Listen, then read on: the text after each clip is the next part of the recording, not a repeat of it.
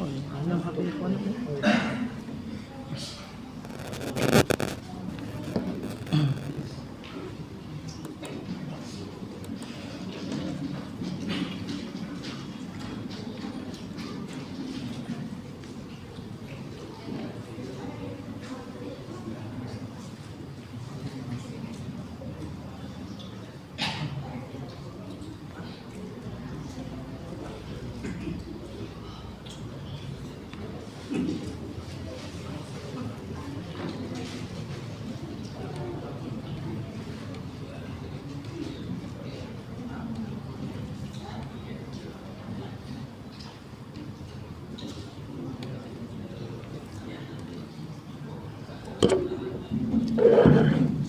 Bismillahirrahmanirrahim.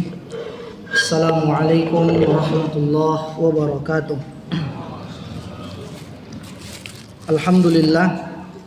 Alhamdulillahi ala ihsanih wa syukru lahu ala taufiqihi wa amtinanih. Ashhadu an la ilaha illallah ta'ziman li sya'nih wa ashhadu anna Muhammadan abduhu wa rasuluh ad-da'i ila ridwanih. Wa qala Allahu jalla thana'uhu fil Qur'anil Karim, ya ayyuhalladzina amanu taqullaha haqqa tuqatih wa la tamutunna illa wa antum muslimun. Wa qala Allahu ta'ala aidan fi ayatin ukhra, ya ayyuhalladzina amanu taqullaha wa qulu qawlan sadida yuslih lakum a'malakum wa yaghfir lakum dhunubakum wa man yuti'illaha wa rasulahu faqad faza fawzan 'azima. Ikhwani wa akhwati fid din, ma'asyiral muslimin wal muslimat, a'azzani Allahu wa iyyakum jami'an. Alhamdulillah, pada kesempatan malam hari ini Allah masih memberikan kepada kita limpahan nikmat dan karunia-Nya sehingga kita bisa duduk di majelis ta'lim, mendengarkan kalamullah dan juga mempelajari sunnah dan hadis-hadis Rasulullah sallallahu alaihi wasallam. Di dalam sebuah riwayat yang sahih bahwa Rasulullah sallallahu alaihi wasallam kabarkan kepada Abu Dzar, hadis yang diriwayatkan oleh Imam At-Tirmidzi dan An-Nasa'i dan yang lainnya dengan sanad yang sahih. Apa kata beliau? Ya Aba Dzarrin, la an taghduwa fata'allama ayatan min kitabillah khairul laka min an tusalliya mi'ata raka'ah. Wahai Abu Dzar, sekiranya engkau menempuh sebuah perjalanan dan engkau mempelajari satu ayat saja dari Al-Quran, maka itu lebih baik bagimu daripada salat sunnah 100 rakaat. Wala an taghduwa fata'allama baban minal ilmi umila bihi aw lam yu'mal khairul laka min an tusalliya alfa rakaat. Sekiranya engkau melakukan perjalanan dan engkau pelajari satu bab dari ilmu, apakah itu sudah diamalkan atau belum diamalkan, maka itu lebih baik bagimu daripada salat sunnah 1000 rakaat. Jadi Bapak Ibu dan orang tua yang kami cintai karena Allah, ini merupakan di antara banyaknya keutamaan duduk di majelis ta'lim, belajar ilmu agama. Karena orang yang belajar ilmu agama, dia akan berusaha menghilangkan kejahilan dari dirinya dan juga menghilangkan ketidaktahuan kejahilan tersebut dari orang lain. Jadi manfaatnya bukan pribadi, sebagaimana dia mengerjakan salat sunnah tadi. Sehingga Rasul katakan, sahibul ilmi yastaghfiru lahu kullu man fis samawati wal ard hatta al haytanu fil ma', fi riwayatin hatta al haytanu fil bahr. Orang yang memiliki ilmu syar'i belajar ilmu syar'i, seluruh makhluk beristighfar kepada Allah agar dosa-dosa orang tersebut diampuni oleh Allah, penduduk langit maupun penduduk bumi, sampai ikan-ikan yang ada di lautan. Maka di antara keutamaan kita meluangkan waktu di sini di majelis ta'lim ini adalah mengharapkan keridhaan Allah Subhanahu wa taala, dan juga sababun li ghufranidz dzunub, merupakan sebab kita mendapatkan ampunan dari Allah Subhanahu wa taala. Dan juga ini merupakan di antara jihad. Ini merupakan di antara jihad fi sabilillah.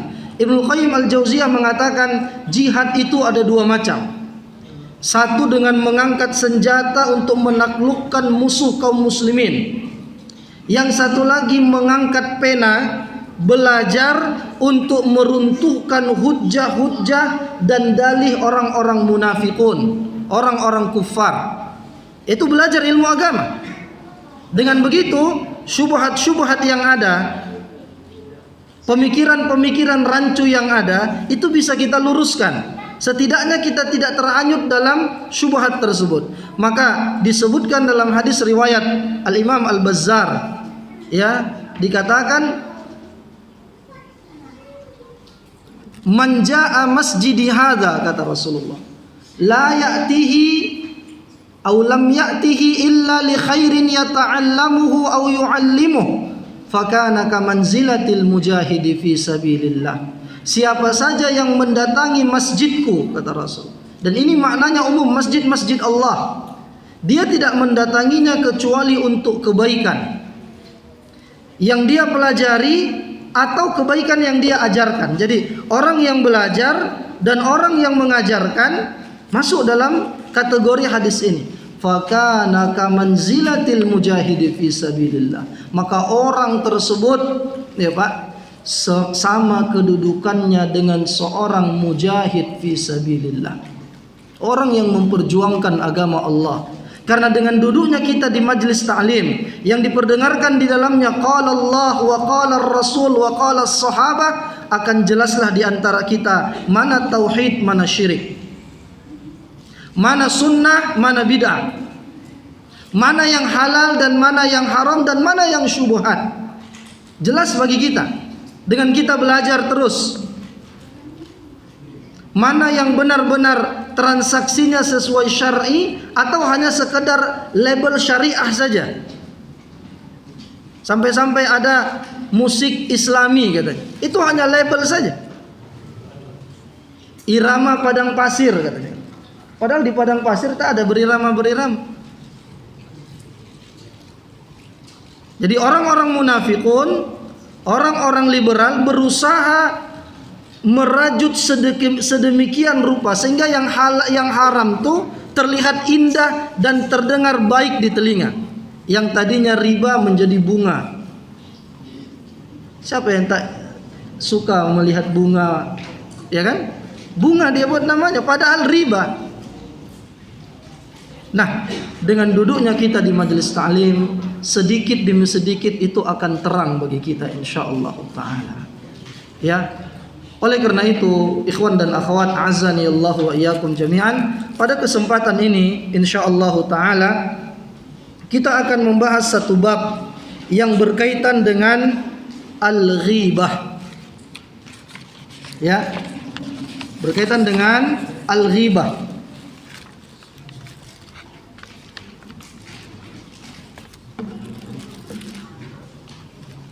Dan juga kenapa materi ini penting untuk kita bahas? Jawabannya karena di antara amalan yang paling banyak menjerumuskan manusia ke neraka itu adalah disebabkan dua dosa. Dalam hadis riwayat Abu Daud dengan derajat yang sahih, Nabi pernah ditanya, su'ila Rasulullah sallallahu alaihi wasallam an aktsari ma yudkhilun nasa an-nar. Nabi ditanya tentang apa amalan yang paling banyak memasukkan manusia ke neraka. Maka Rasul katakan al-famu wal faraju. dosa mulut dan dosa kemaluan. Nah, ini diantara amalan yang paling banyak memasukkan manusia ke dalam neraka. Itu dosa lisan. Di antara dosa lisan itu apa? Ghibah. Nabi sallallahu alaihi wasallam juga menyebutkan, man yatmanu li ma baina lihyaihi wa ma baina rijlaihi atmanu lahul jannah. Hadis riwayat Bukhari.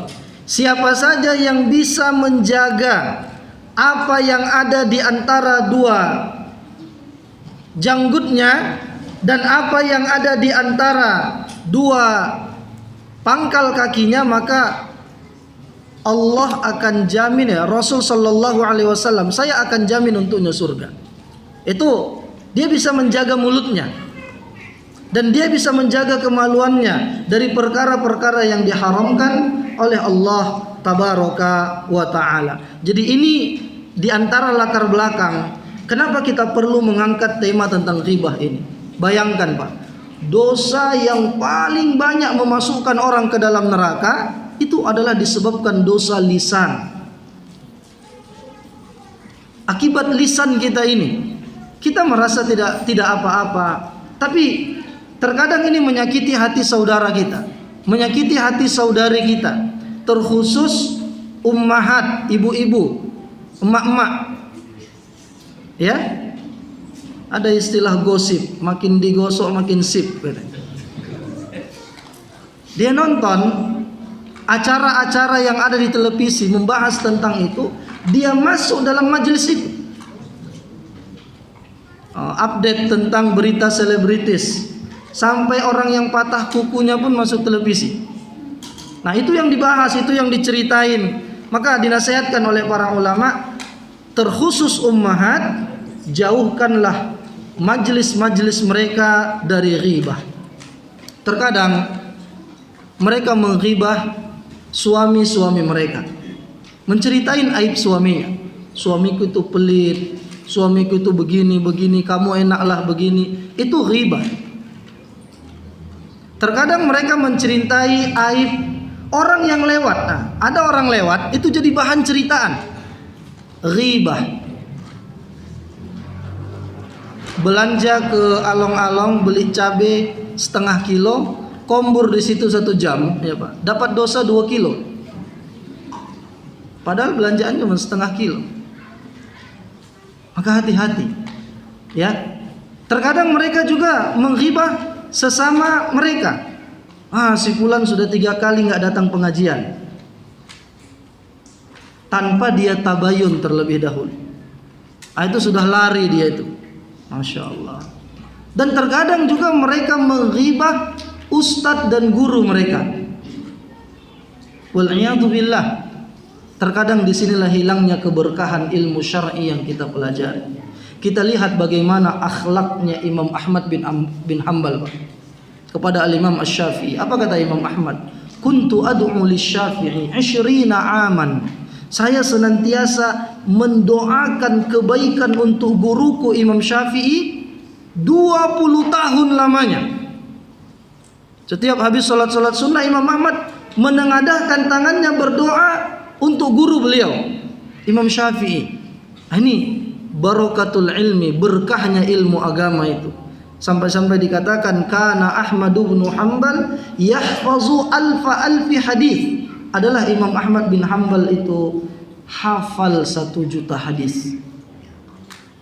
Dan kita lihat juga akhlaknya Imam Syafi'i kepada murid beliau. Keikhlasan seorang guru itu juga berpengaruh pada keberkahan ilmu.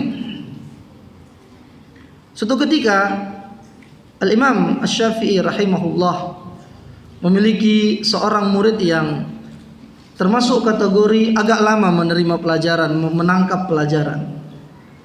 Akhirnya pulanglah muridnya ini. Di tengah jalan dia lihat ada air yang menetes terus ke sebuah bongkahan batu, dan batu itu melengkung.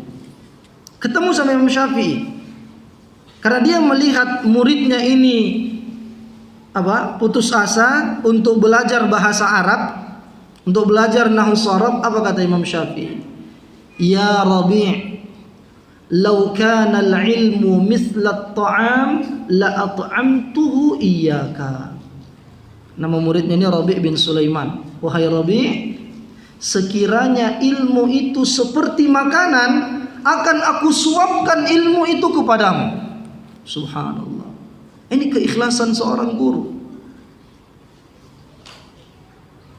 Jadi kita pun harus sabar ketika ada murid kita yang sudah 1 tahun belajar belum pas membedakan mana itu tha, mana itu sya, mana sa, mana sa biasa. Jangan bilang, oh bapak ini memang gak ada harapan lagi. Putus asa dia kalau bapak bilang gitu. Ya, jadi anak subhanallah ada ikhwah kita, Pak.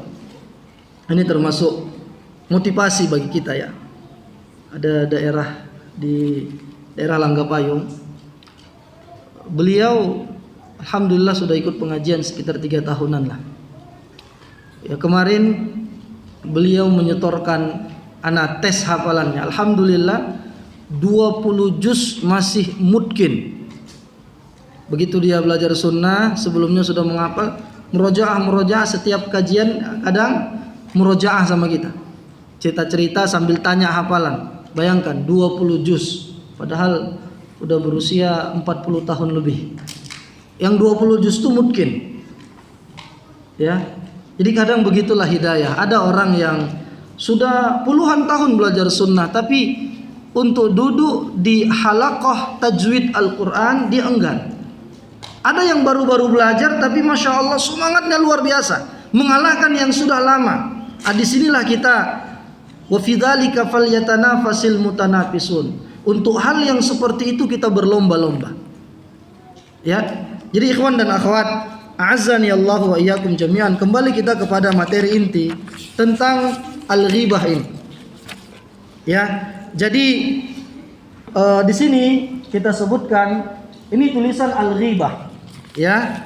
Al-ghibah itu dalam bahasa Arab itu berasal dari kalimat al-ghaib. Ya.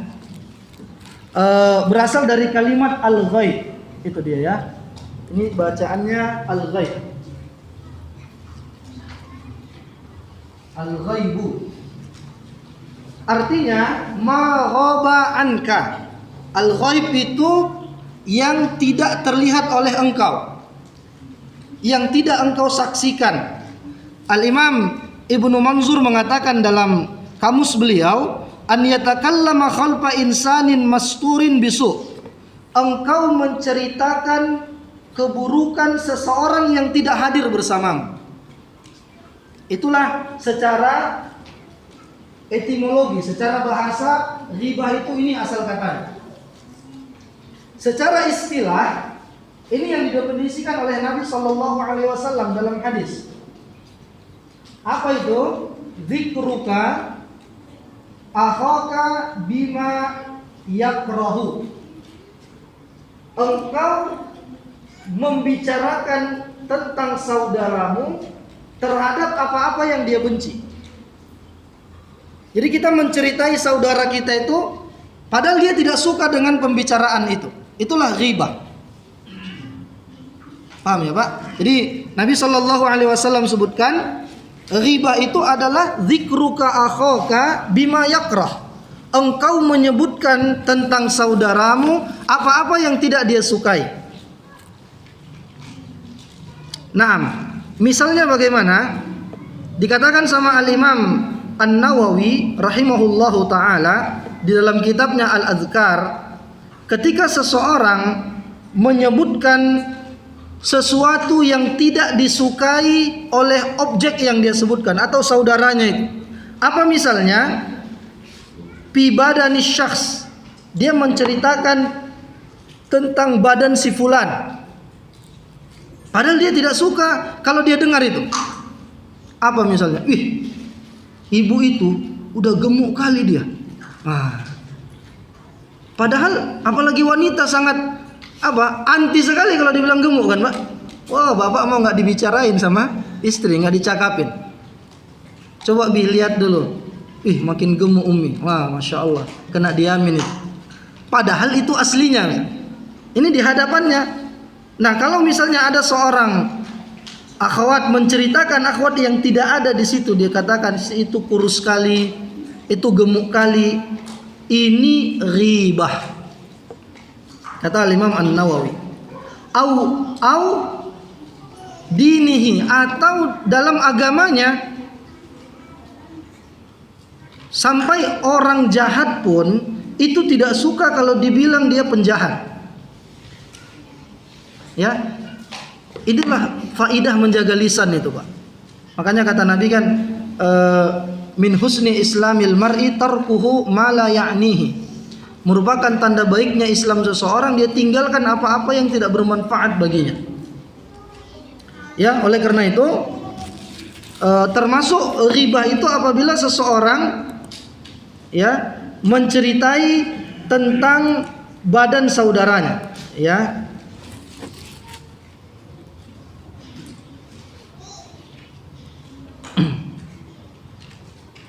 Apalagi kata Imam An-Nawawi, au dunyah, au nafsihi, au khalqihi, au khuluqihi, au malihi, au walidihi, au waladihi, au zawjihi, au khadimihi, au thawbihi, au harakatihi, au talaqatihi.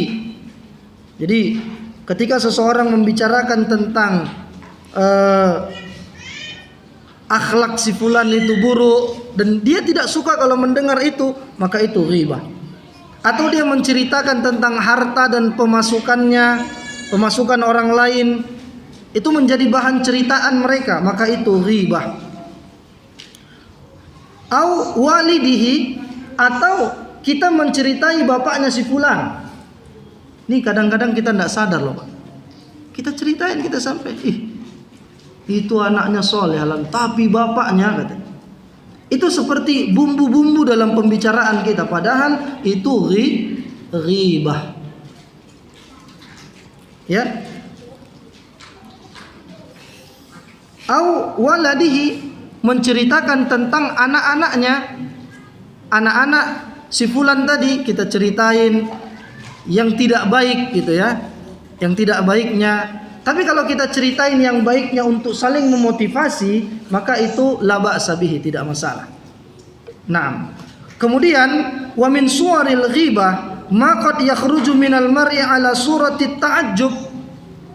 Kadang-kadang ghibah ini muncul, kata para ulama, dalam bentuk ta'ajjub seseorang. Kita seolah-olah ta'ajjub pada perbuatan seseorang, tapi untuk menjatuhkan dia.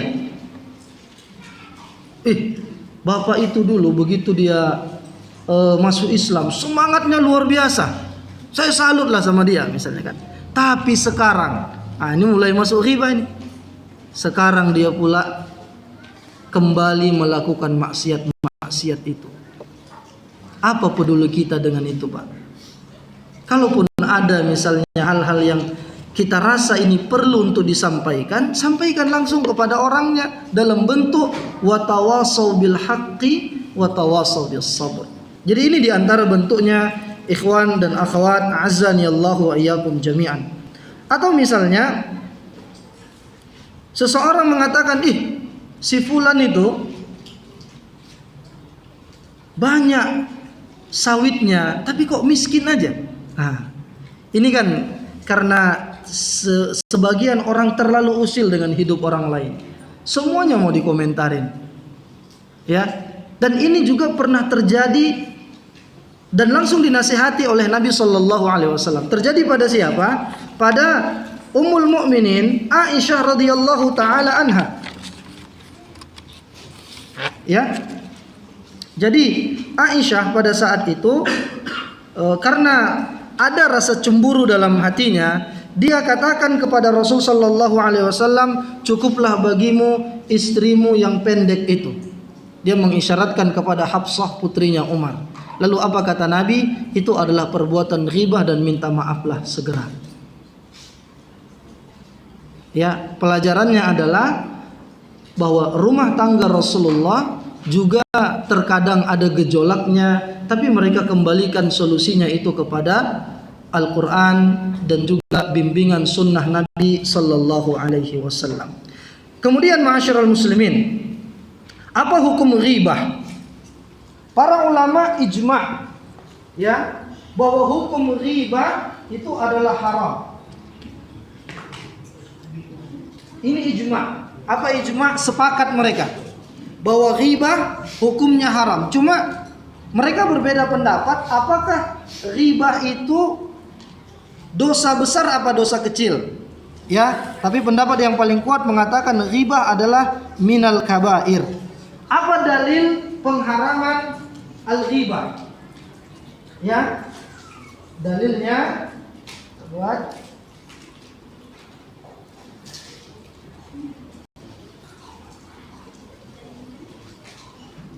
Al-Hujurat ayat 12.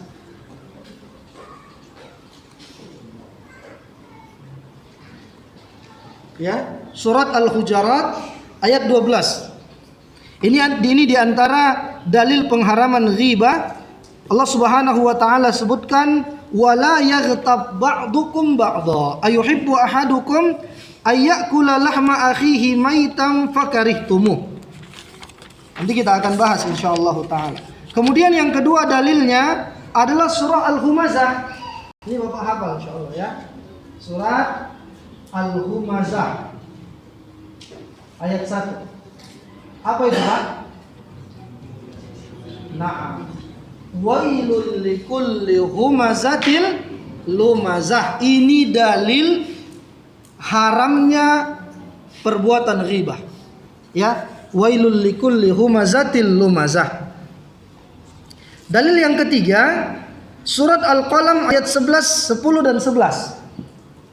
Ya, Al-Qalam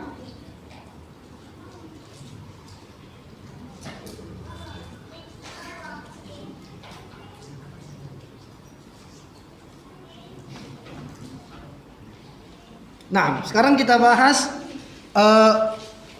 cara para ulama beristidlal. Kalau dalam usul fiqh itu pertama kan kita tahu dalilnya.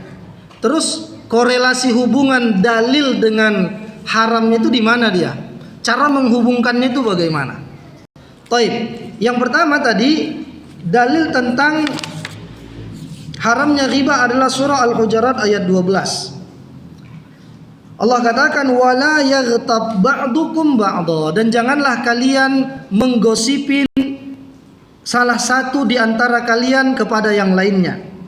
Ayuhibbu ahadukum ayyakula lahma akhihi maitan fakarihtumuh. Maukah kalian memakan daging saudaramu yang mentah yang sudah menjadi bangkai? Fakarihtumuh, niscaya kalian akan tidak menyukainya. Wattaqullah, dan bertakwalah kepada Allah. Allah Maha penerima taubat dan Rahim, Maha penyayang. Maka apa kata Ibnu Abbas? Ibnu Abbas ini siapa, Pak? Ibnu Abbas radhiyallahu taala anhuma ini seniornya sahabat dalam tafsir.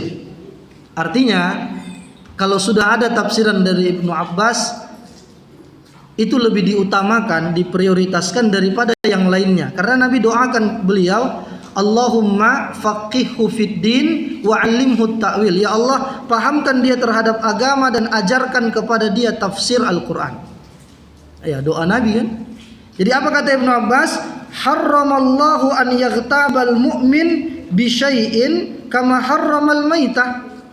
Sebagaimana Allah mengharamkan melakukan ghibah, begitu juga Allah mengharamkan kita makan bangkai. Maka dianalogikan, dimiripkan, makan bangkai itu kan haram. Nah, begitu juga lah dengan makan bangkai saudara kita, yaitu ghibah. Maka itu juga hukumnya haram. Jadi ini sisi pendalilannya. Dan juga di situ kan ada kalimat wala. La itu la nafiyah, la nahiyah. La yang menunjukkan keharaman. Jadi asal dari pelarangan itu haram. Ya. Nah, jadi di situ ada kalimat walaya, dan jangan kalian melakukan ghibah. Jangannya itu haram. Itulah dia wajhu ad-dalalah. Dan juga ma'asyiral muslimin, a'azzani Allahu wa iyyakum jami'an, kita percepat. Kemudian yang kedua tentang wailul likulli humazatil lumazah. Dari mana sisi pengharamannya? Ketika sebuah perbuatan itu diancam dengan neraka, maka itu haram. Ketika sebuah perbuatan itu diidentikan dengan perbuatan syaitan, maka itu haram. Walaupun tidak ada di situ kalimat la-nya kan? Misal dikatakan apa? Di sini wailul, neraka waillah, kecelakaanlah, ya, kehinaanlah bagi orang al-humazah dan al-lumazah. Apa itu al-humazah? Al-humazah itu, Pak, dia menghibah, menceritain seseorang dengan perbuatannya. Misalnya ada saudaranya yang, ya maaf cakapnya, ada kekurangan pada diri saudaranya itu. Entah jalannya, entah cara berdirinya, cara bercakapnya. Nah, dia ejekin, dia ledekin saudaranya itu dengan menirukan hal yang sama, itu ghibah. Itulah namanya al-humazah. Menghina atau menjelekkan saudara dengan perbuatan kita, dicontohkan. Makanya para ulama mengatakan, ya, nonton lawak-lawak yang rata-rata mengandung dusta itu hukumnya haram. Kan banyak dustanya itu. Ya, celakalah bagi orang yang berbohong untuk membuat orang lain tertawa. Itu ya. Dan al-lumazah itu ya ghibah dengan ucapan. Kalau humazah tadi ghibah dengan anggota badan, dengan perbuatan. Dan itu dua-duanya diancam dengan neraka wail. Begitu juga dengan pengharaman khamar, pengharaman judi. Di dalam surah Al-Maidah ayat 90 kan Allah katakan fajtanibuhu min amalis syaitan, itu merupakan perbuatan syaitan. Maka itu haram kan? Makan dengan tangan kiri, minum dengan tangan kiri, itu perbuatan syaitan, maka hukumnya haram. Nah, ya. Jadi demikian. Dan yang terakhir dalilnya adalah firman Allah dalam surah Al-Qalam ayat 10 dan 11. Wala tuti' kulla hallafin mahin hammazin masya'im binamim. Ya. Itu janganlah kalian mentaati orang-orang yang suka bersumpah. Ya, jadi terlalu sering bersumpah ini menandakan kurangnya kepercayaan orang pada diri orang tersebut.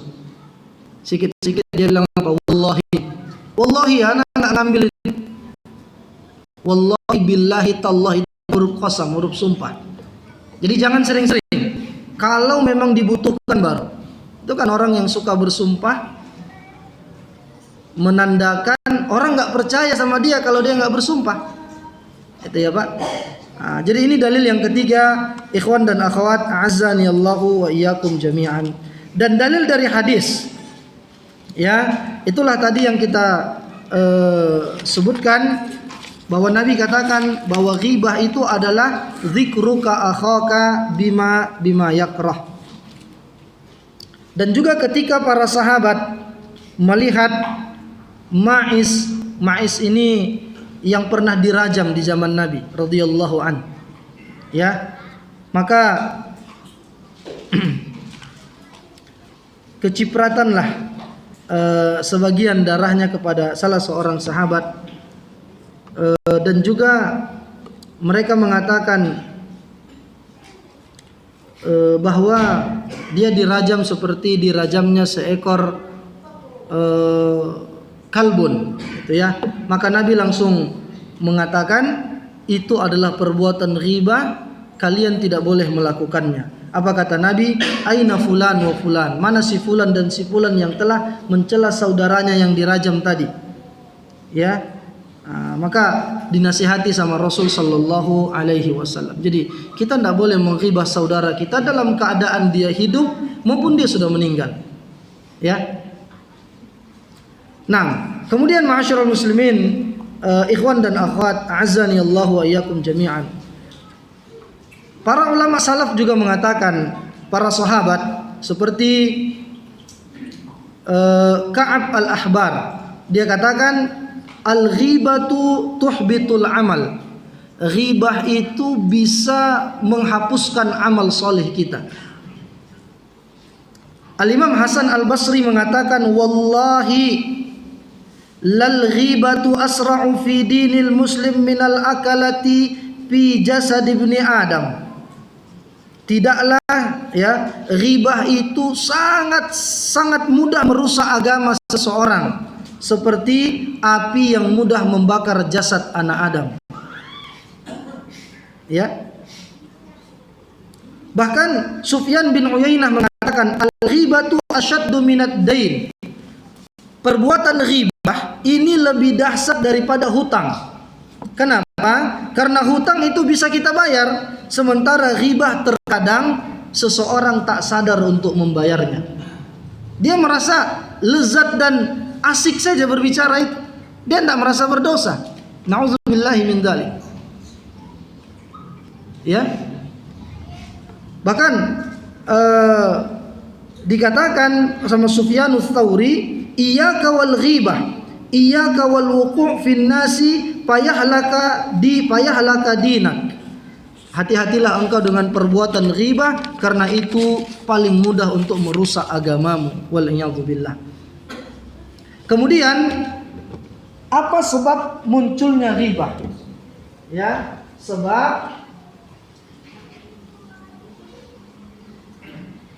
apa sebabnya?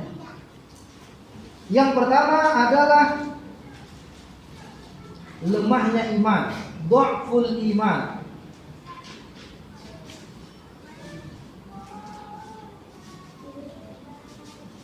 Lemahnya iman dan wara' dan tidak wara'.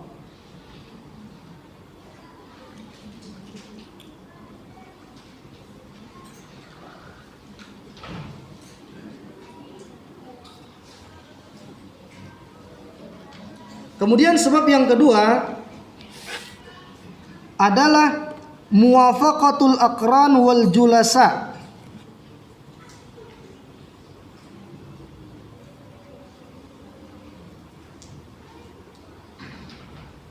Teman-teman yang buruk.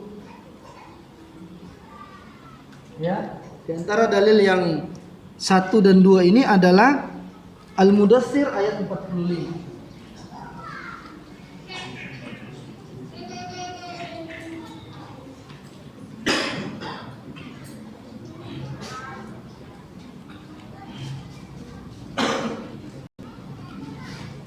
Ya. Jadi ini diantara sebab munculnya ghibah. Pertama tadi dha'fu al-iman, lemahnya iman seseorang. Ya jelas, kalaulah imannya telah lemah, apalagi dia futur, ya Pak, maka semakin mudahlah syaitan untuk menjatuhkannya. Allah katakan dalam Al-Quran, innasyaitana lakum aduwwum fattakhidhuhu aduwwa. Sesungguhnya syaitan bagi kalian adalah musuh, maka jadikanlah dia sebenar-benarnya musuh. Di antara alasan yang berikutnya adalah hasad. Ya. Penyakit hasad.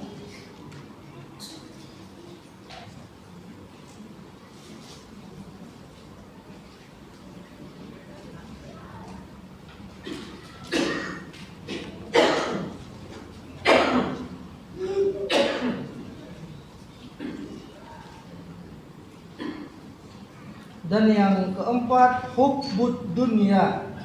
Apa hubbud dunya, Pak? Cinta dunia. Cukup 4 saja kita buat, ya. Di antara sebabnya. Jadi kenapa seseorang melakukan ghibah? Karena dia dengki kepada saudaranya. Ya, hasad itu dengki. Dan dia tidak terima, ya. Ini yang dikatakan sama Imam Ibnu Taimiyah, wa minhum man yahmiluhul hasad 'alal ghibah fayajma'u baina amrayn qabihain al-ghibatu wal hasad. Jadi seseorang karena hasad, karena dengki, dia melakukan ghibah. Maka kata Ibnu Taimiyah, dia mengumpulkan dua dosa yang sangat hina, dosa ghibah dan dosa dengki. Luar biasa. Cuma kita boleh dengki dalam dua hal. Dalam hal apa itu, Pak? Bukan dengki ya, bukan hasad, ghibutah. Merasa iri tapi untuk memotivasi diri. Dalam dua hal, kita boleh untuk merasa iri dengan saudara kita. Apa itu?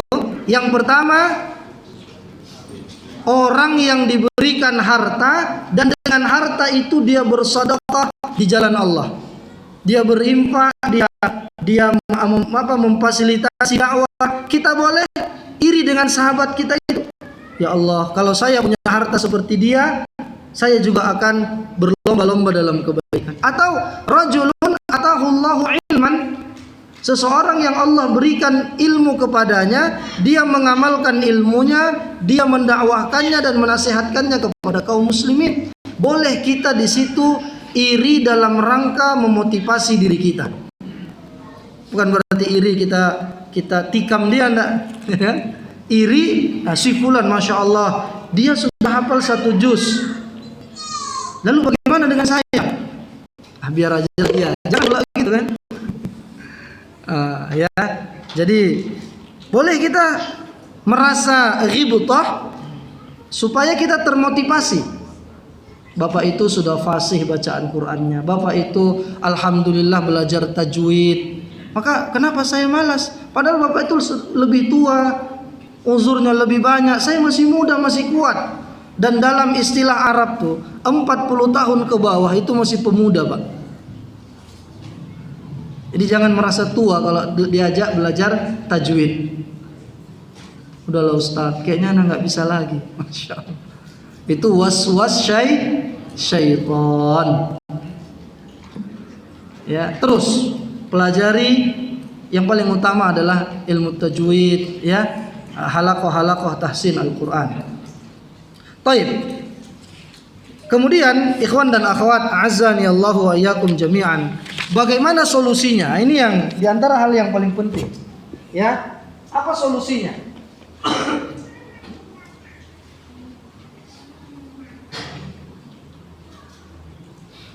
Satu adalah bertakwa kepada Allah.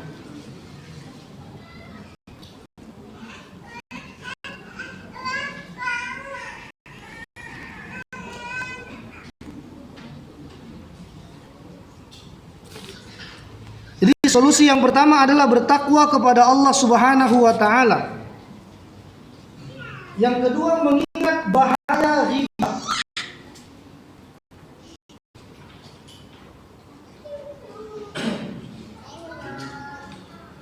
Mengingat bahaya daripada riba. Ya. Kemudian yang ketiga adalah an yatadzakkar uyubahu wa yanshaghil biha an uyubi nafsi. Mengingat aib sendiri.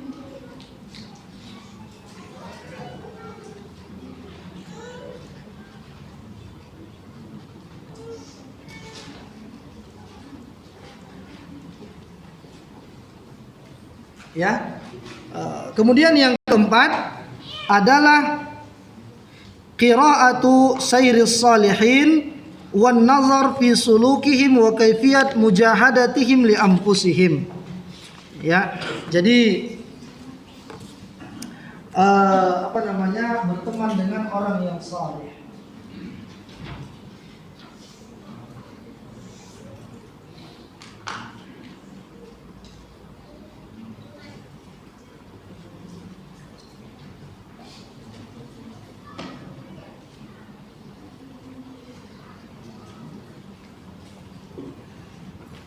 Bermajlis dengan mereka. Jadi ini diantara solusinya. Tentunya adalah bertakwa kepada Allah Tabaraka wa Ta'ala. Ya, untuk dalil daripada solusinya ini adalah surah Az-Zukhruf ayat 80. Allah berfirman, Am yahsabuna anna la nasma'u sirrahum wa najwahum. Ya. Am yahsabuna anna la nasma'u sirrahum wa najwahum bala wa rusuluna ladaihim yaktubun. Apakah mereka mengira bahwa kami tidak mendengar bisikan-bisikan mereka atau ucapan-ucapan yang mereka sampaikan dengan terang-terangan? Apakah mereka mengira kami tidak mendengar? Bala, benar bahwa Rasul kami itu senantiasa berada di sisi mereka. Itu utusan Allah berupa malaikat. Ada malaikat yang mencatat, ya Pak, apa-apa yang kita ucapkan, baik dengan kuat atau dengan pelan. Namun kata Syekh Muhammad bin Shalih Al-Utsaimin, kalau itu masih terbetik dalam hati kita, masih terlintas dalam hati kita, itu belumlah sebuah dosa. Ada sebuah hadis riwayat Bukhari disebutkan, innallaha tajawaza li an ummati ma khatta'at bihi nafsuhu ma lam ta'mal aw tatakallam. Sesungguhnya Allah memaafkan apa-apa yang terlintas dalam hati anak Adam selama belum dia ucapkan atau dia lakukan. Kadang-kadang kan bisa begitu ya Pak. Ya. Bismillah.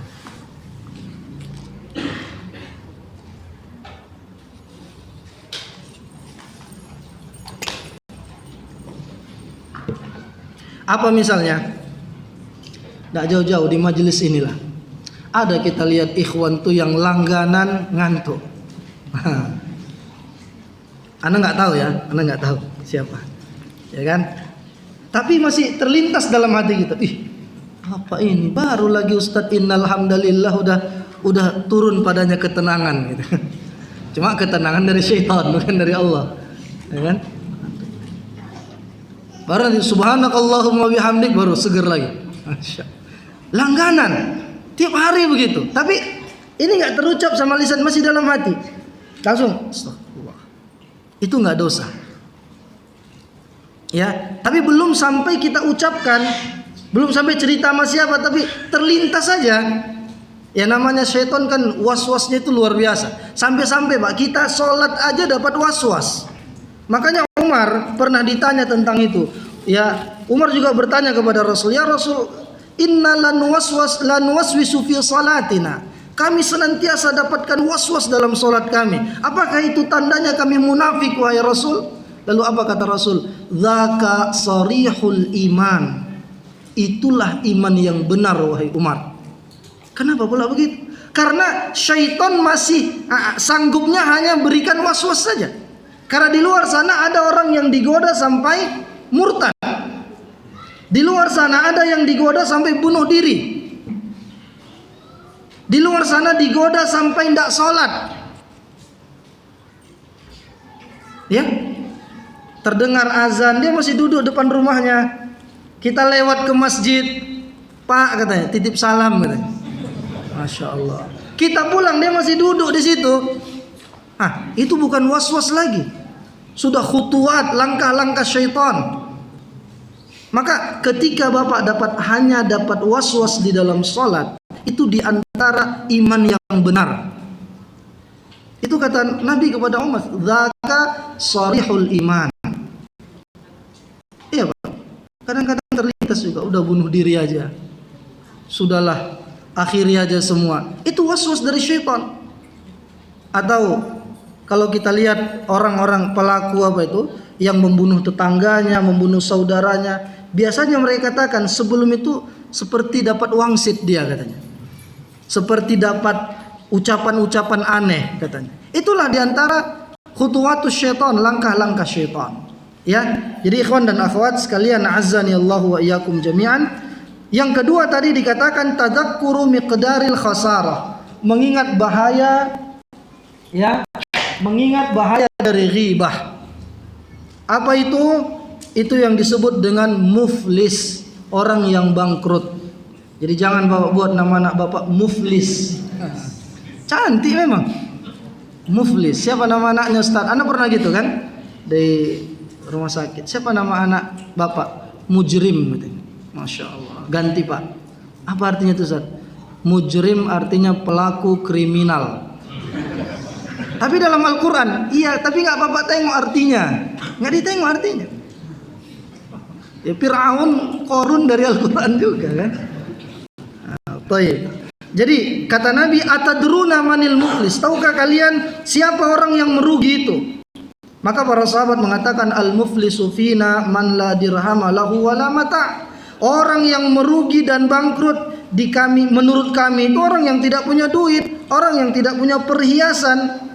Lalu kata Rasulullah, al-muflisu min ummati, orang-orang yang merugi dari kalangan umatku itu adalah orang yang nanti pada hari kiamat datang dengan pahala solatnya, datang dengan pahala zakat dan puasanya, tapi waqad syatama hadza, dia telah mencela si ini, wa daraba hadza, memukul si ini, ya, wa akala mala hadza, memakan harta si fulan, fa ya'khudhu hadza min hasanati, maka diambillah ini dari kebaikannya dan diberikan kepada orang tersebut. Kalau kebaikannya tidak ada lagi, pahalanya tidak ada, maka dosa orang tersebut ditimpakan kepadanya. Inilah orang yang muflis tersebut, hingga akhirnya dia dicampakkan ke dalam neraka, ya, faturiha finnar, dicampakkanlah ia ke dalam neraka. Kemudian yang ketiga, kita harus mengingat aib kita sendiri, ya. Jadi ingatlah aib kita sendiri. Jangan kita sibukkan dengan mengurus aib orang lain, karena aib kita sangat banyak. Bahkan seorang dai, seorang ustadz, pasti dia punya salah, pasti dia punya aib.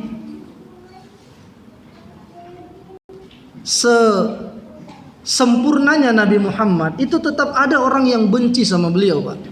Walaupun beliau dapat gelar Al-Amin, orang yang terpercaya, tapi di jalan dakwahnya beliau diancam untuk dibunuh. Jadi bukan berarti ketika Bapak mengenal sunnah, berada di atas manhaj salaf, orang benci kepada kita, bukan berarti tanda manhaj kita tidak benar. Tidak, itu ujian. Karena selembut kapas pun dakwah itu disampaikan, kalau dia belum dapat hidayah, dia akan merasa itu tetap keras.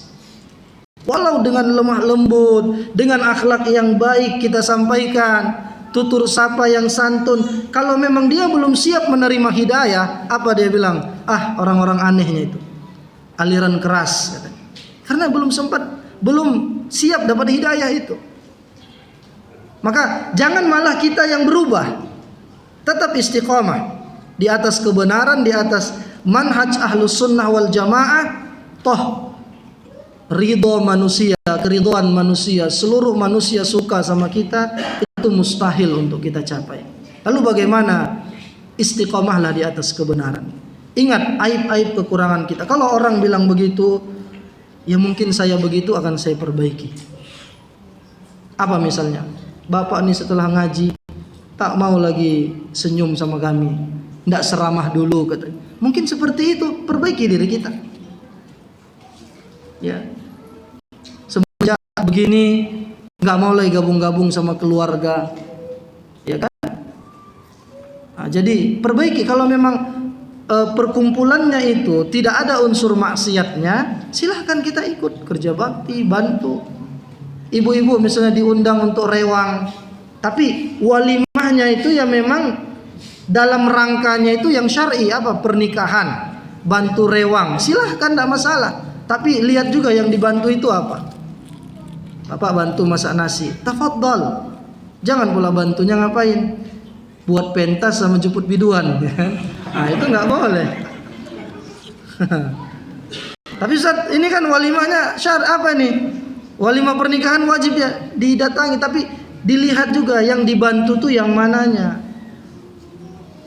Pak, coba belikan dulu apa upah-upah satu paket. Nah, jangan. Kalau yang itunya, tapi kalau yang kita bantu itu masak nasinya, ya kan, dan hal-hal yang tidak ada unsur maksiatnya, selama itu syukuran, ya kan, syukuran karena anaknya lulus. Tapi kalau ulang tahun, yang ibu-ibu tidak boleh bantu rewang.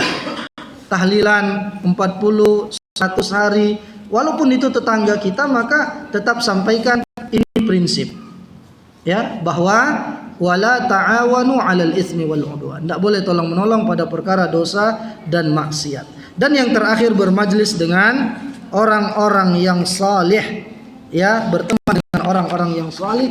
Ini diantara solusinya. Apa bahaya dari ghibah? Ya, nih 2 poin lagi biar kita habis dah. Bahaya daripada ghibah.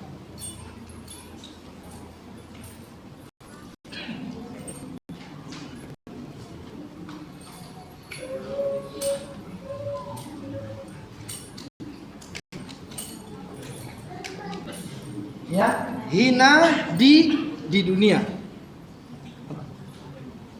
Hah? Situ carikan saja.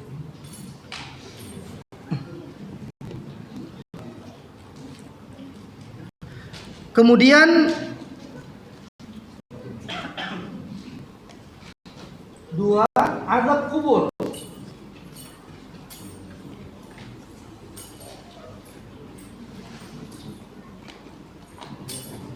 Azab di kuburnya. Dan yang ketiga, azab di neraka.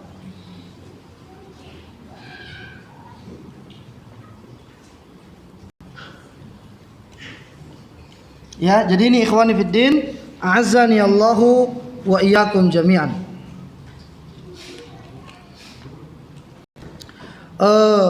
Ini diantara 3 hal bahaya daripada ghibah tersebut. Dia mendapatkan kehinaan di dunia, dan ini jelas.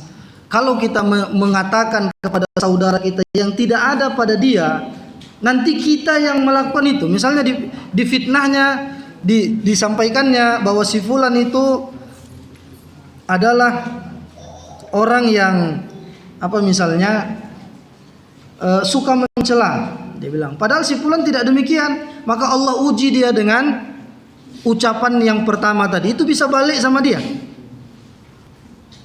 Contohnya apa? Ada orang yang memponis bapak sesat, padahal yang bapak pelajari adalah kebenaran. Terakhirnya dia sendiri yang makin menyimpang. Iya, yang ngomentarin bapak sholatnya aneh-aneh, sholatnya model baru, itu siapa, Pak? Yang jarang sholat ke masjid. Biasanya begitu. Semakin dia komentarin kita, dia semakin jarang ke masjid, semakin jauh dari al-haq, dari kebenaran. Jadi semakin terhina kalau dia mengatakan apa-apa yang tidak ada pada saudaranya. Kemudian azab kubur. Ya, ini ada dalil yang sering sudah kita sampaikan tentang ketika Nabi melewati 2 kuburan. Lalu kata Nabi, 2 penghuni kubur ini sedang disiksa. Mereka disiksa bukanlah karena dosa yang dianggap besar sama orang, tapi mereka disiksa karena apa? Yang pertama, tidak sempurna buang air kecil, adabnya dalam buang air kecil, ya kan? Dan yang kedua disebabkan ghibah dan namimah. Ya, ghibah itu ya jelas tadi, namimah itu adu domba. Ya, jadi juga jangan buat nama Siti Namimah. Nanti emang kan namimah, pengadu domba. Ya. Jadi yang ketiga, al-azabu finnar. Ya. Dia mendapatkan azab neraka. Ketika Nabi Isra dan Mi'raj, ketika Nabi Mi'raj ke langit, maka Nabi melihat ada orang-orang yang kukunya itu panjang-panjang dan dia cabik-cabik wajahnya sampai berlumuran darah. Lalu dia cabik-cabik dadanya sampai berlumuran darah. Lalu Nabi bertanya kepada Jibril, "Man haula'i ya Jibril?" Siapa mereka itu wahai Jibril? Maka Nabi sallallahu alaihi wasallam dikabarkan oleh Jibril, "Haula'i alladziina ya'kuluna luhuman nas wa yaqa'una fi a'radihim." Ya, merekalah orang-orang yang memakan daging manusia dan suka mencelanya. Artinya suka melakukan ghibah, perbuatan ghibah. Mungkin demikian dulu yang bisa kita sampaikan. Nanti di pertanyaan akan kita kembangkan dalam sesi diskusi. Wassallallahu wasallam ala nabiyina Muhammad wa ala alihi wa ashabihi ajma'in. Wassalamualaikum warahmatullahi wabarakatuh.